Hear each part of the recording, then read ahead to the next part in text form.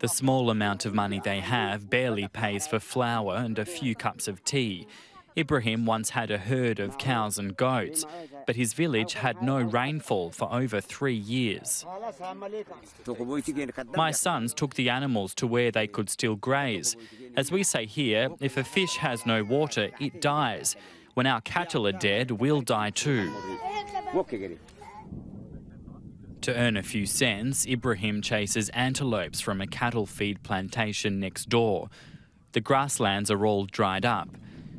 The local government has started a program to water a small area and to save the animals that remain. It's just 2 hectares. It's not enough. It needs to be at least 3 hectares, then eventually 25 at least.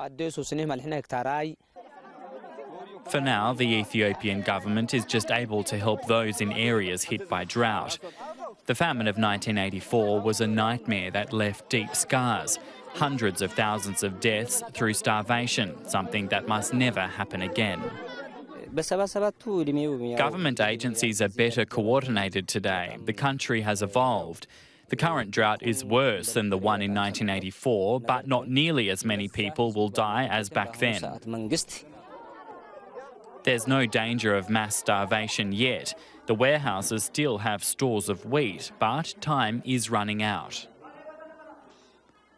If the food pipeline breaks, as it's predicted to by the end of April, then we're looking at, firstly, the 10 million or so people that are already being fed, requiring even more assistance, and potentially another 5 million people or so joining those numbers. This sugarcane plantation is in the heart of the drought-stricken region.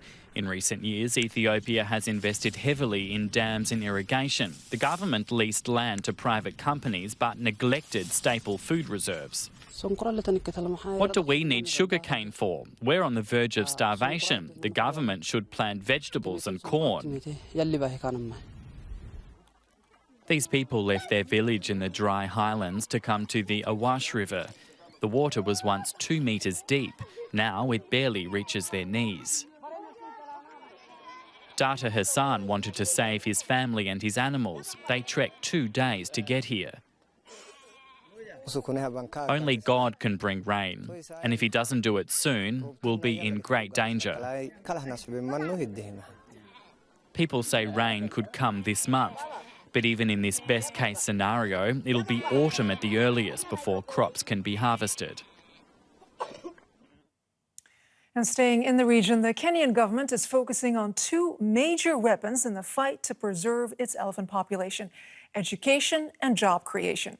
Elephants have lived side by side with local cattle farmers for centuries, but economic pressures there are pushing more people to switch to crop farming or even to sell their land. And that's putting the elephants at risk of being poached. About 1,400 elephants live here in Amboseli National Park in southwestern Kenya.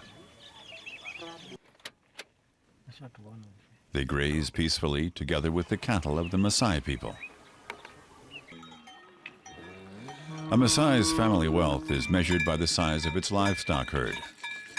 But Gideon Saitabao Sinyok tells us times are hard, and the numbers of cattle have decreased dramatically.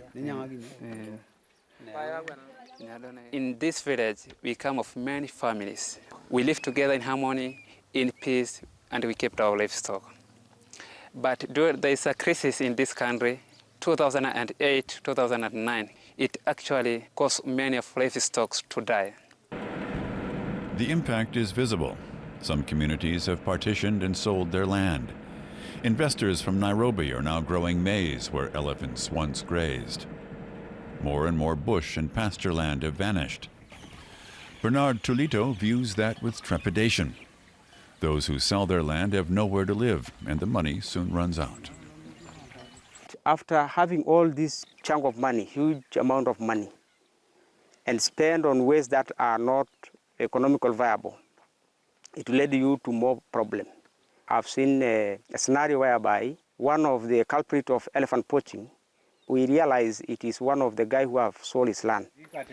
That's why Tulito, who works for the International Fund for Animal Welfare, visits the villages every day. He knows the animals will only have a chance if the lives of the people improve.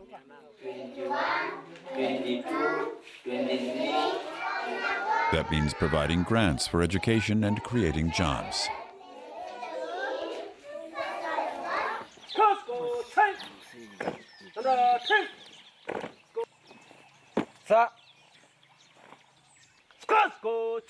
The IFAW has trained 30 Maasai to be community wildlife rangers. And it's leased land from the Maasai at the foot of Mount Kilimanjaro, protecting it from further settlement. So even the smallest of these elephants can hope to reach the ripe old age of 60 in safety here.